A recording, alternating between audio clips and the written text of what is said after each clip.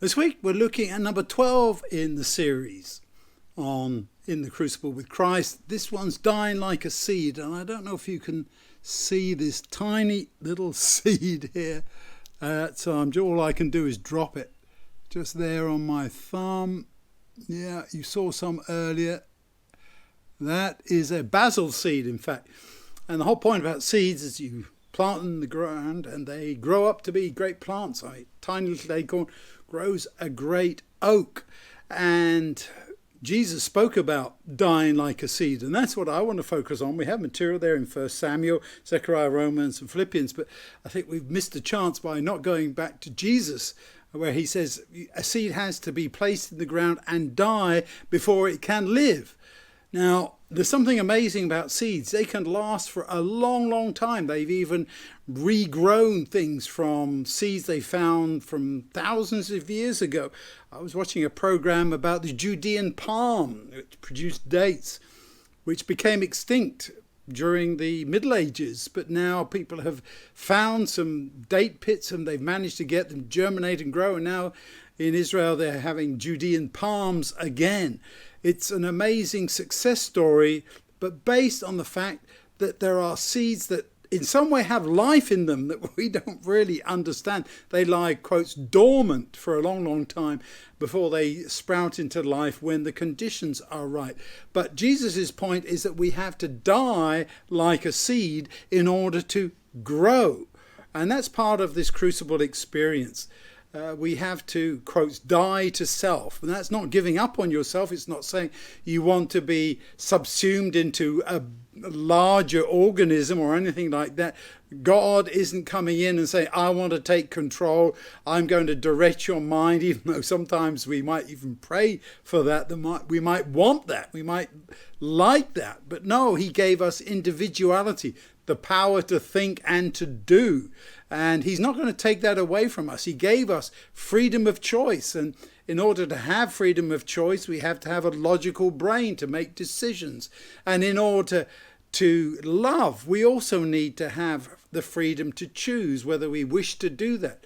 There has to be that attraction. There has to be that choice to respond and so on. So in giving us this ability to choose, giving us life itself, just like this seed, we have to choose whether we want to be part of God's kingdom or not. And that's really what this lesson is all about, I think.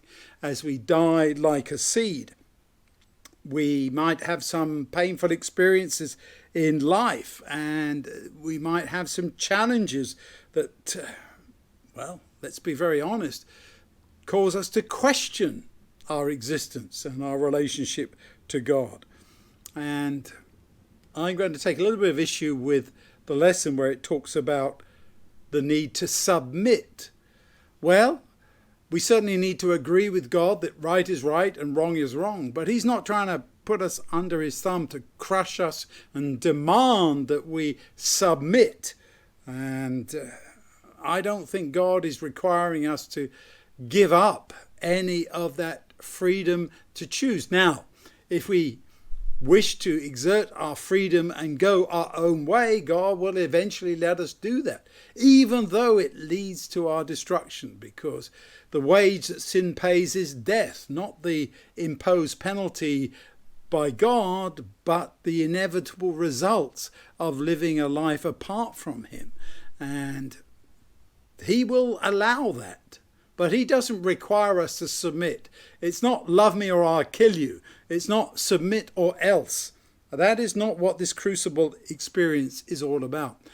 In our pain and in our suffering and the crucible experience, we are supposed to learn. We are supposed to understand that God truly does want the very best for us, that he cares for us, that he is a God who saves us, who heals all the damage done. It's not a question of paying penalties. It's a question of being healed and cured from this sin disease. So as we think about this, as we think of these tiny little seeds, which just about I've lost now because it's so tiny, let's remember that we are seeds that God is planting, and that we can die in that form and yet grow to be something very, very special a wonderful bloom in God's garden, if you like, a wonderful plant that can be used, a tree even, some image of growing in Jesus, leaving our old self behind and growing into something that really does represent what God will want for us, the very best indeed. Let's think about these things.